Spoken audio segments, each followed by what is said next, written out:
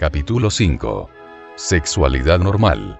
Entiéndese por personas de sexualidad normal, aquellas que no tienen conflicto sexual de ninguna especie. La energía sexual se divide en tres tipos distintos. Primero, la energía que se halla relacionada con la reproducción de la raza y la salud del cuerpo físico en general. Segundo, la energía que se halla relacionada con las esferas del pensamiento, sentimiento y voluntad. Tercero, la energía que se halla relacionada con el espíritu divino del hombre. La energía sexual es realmente y sin duda alguna, la energía más sutil y poderosa que normalmente se produce y conduce a través del organismo humano. Todo lo que es el hombre, incluyendo las tres esferas del pensamiento, sentimiento y voluntad, no es sino el resultado exacto de las distintas modificaciones de la energía sexual. Debido al aspecto tremendamente sutil y poderoso de la energía sexual, resulta ciertamente difícil el control y almacenamiento de esta energía. Además, su presencia representa una fuente de inmenso poder, que si no se sabe manejar puede llegar a producir una verdadera catástrofe. Existen en el organismo ciertos canales por donde normalmente debe circular esta poderosa energía.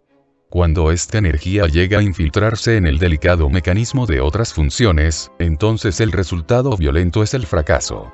En este caso se dañan muchos centros delicadísimos del organismo humano, y el individuo se convierte de hecho en un infrasexual. Toda aptitud mental negativa puede conducir directa o indirectamente a estas catástrofes violentas y destructoras de la energía sexual.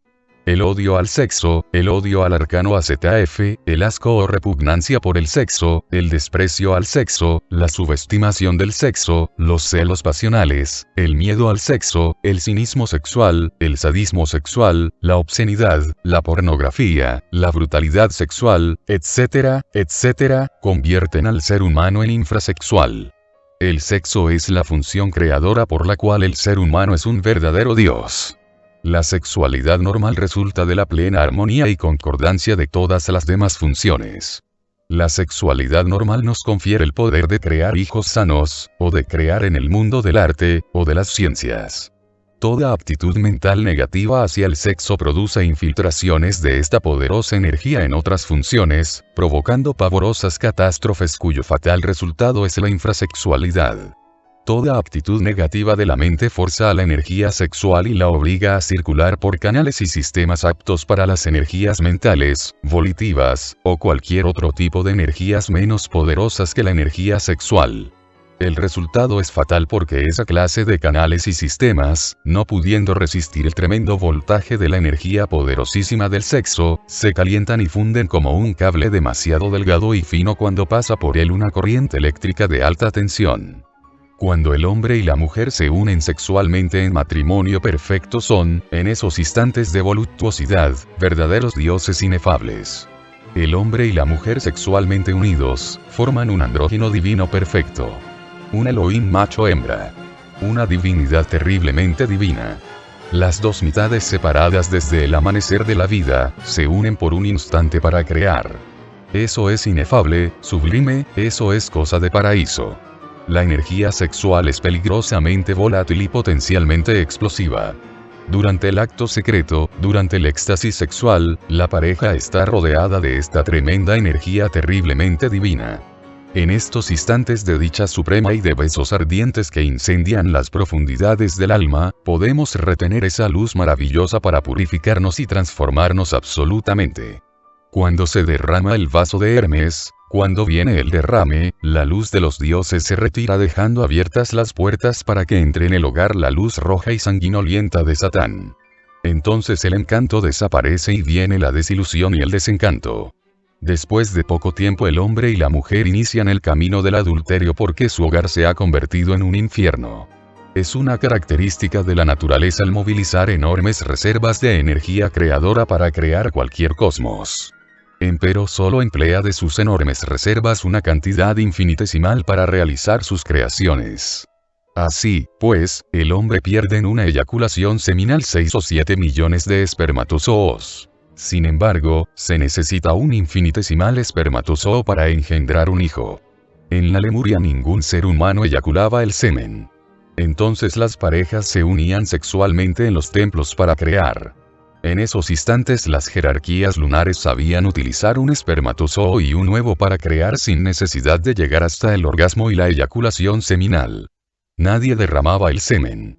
El acto sexual era un sacramento que solo se verificaba en el templo. La mujer en aquella época paría sus hijos sin dolor y la serpiente se levantaba victoriosa por el canal medular. En aquella época el hombre no había salido del Edén. La naturaleza entera le obedecía, y no conocía el dolor ni el pecado. Fueron los tenebrosos lucíferes quienes le enseñaron al hombre a derramar el semen. El pecado original de nuestros primeros padres fue el crimen de derramar el semen. Eso es fornicación. Cuando el hombre paradisíaco fornicó penetró entonces en el reino de los lucíferes. El hombre actual es luciférico. Es absurdo derramar 6 o 7 millones de espermatozoos cuando solo se necesita uno para crear.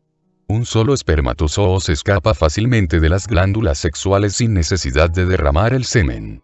Cuando el hombre regresa al punto de partida, cuando restablezca el sistema sexual del Edén, la serpiente sagrada del Kundalini se levantará otra vez victoriosa para convertirnos en dioses.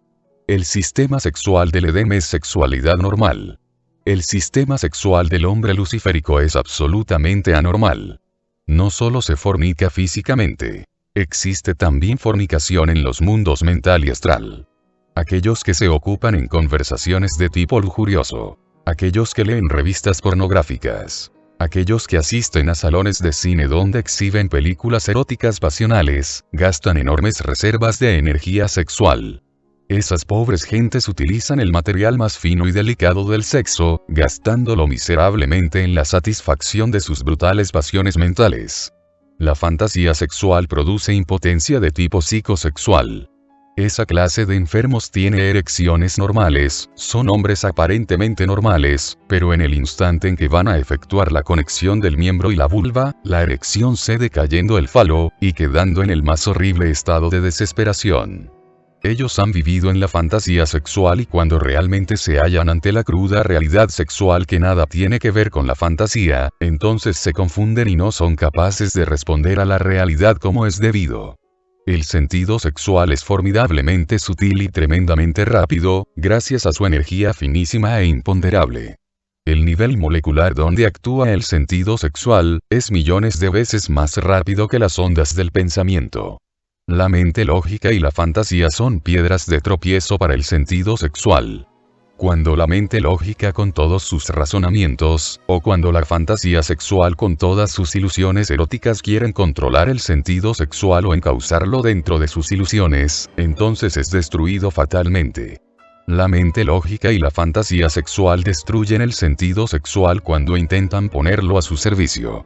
La impotencia psicosexual es la tragedia más espantosa que puede afligir a los hombres y a las mujeres fanáticas o a las gentes de tipo puramente razonativo. La lucha de muchos monjes, monjas, anacoretas, pseudo-yoguines, etcétera, etcétera, para embotellar el sexo entre su fanatismo religioso, para recluirlo en la cárcel de sus penitencias, para amordazarlo y esterilizarlo, para prohibirle toda manifestación creadora, etcétera, etcétera. Convierte al fanático en un esclavo de sus propias pasiones, en un esclavo del sexo incapaz de pensar en otra cosa que no sea el sexo. Esos son los fanáticos del sexo. Los degenerados de la infrasexualidad. Estas gentes se descargan todas las noches con poluciones nocturnas asqueantes, o contraen vicios homosexuales o se masturban miserablemente. Querer recluir el sexo es tanto como querer embotellar el sol. Un hombre así es el esclavo más abyecto del sexo, y sin provecho alguno ni placer verdadero. Un hombre así es un infeliz pecador. Una mujer así es una mula estéril, una esclava vil de aquel a quien quiere esclavizar, el sexo. Los enemigos del Espíritu Santo son gentes del abismo. A esa gente más le valiera no haber nacido, o colgarse una piedra al cuello y arrojarse al fondo del mar. El ser humano debe aprender a vivir sexualmente. Ya viene la edad del sexo, la edad de la nueva era acuaria. Las glándulas sexuales están controladas por el planeta Urano, y este es el regente de la constelación de Acuario.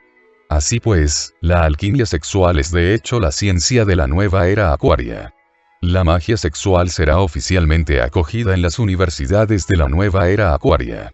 Aquellos que presumen ser mensajeros de la nueva era acuaria, y que sin embargo odian el arcano AZF. Demuestran hasta la saciedad ser realmente impostores, porque la nueva era acuaria está gobernada por el regente del sexo. Este regente es el planeta Urano. La energía sexual es la energía más fina del cosmos infinito. La energía sexual puede convertirnos en ángeles o en demonios. La imagen de la verdad se halla depositada en la energía sexual. El diseño cósmico del Adán Cristo se halla depositado en la energía sexual. El Hijo del Hombre, el superhombre, nace del sexo normal, el superhombre jamás podría nacer de los infrasexuales. El reino de los infrasexuales es el abismo. El poeta griego Homero dijo: más vale ser un mendigo sobre la tierra, y no un rey en el imperio de las sombras. Este imperio es el mundo tenebroso de los infrasexuales.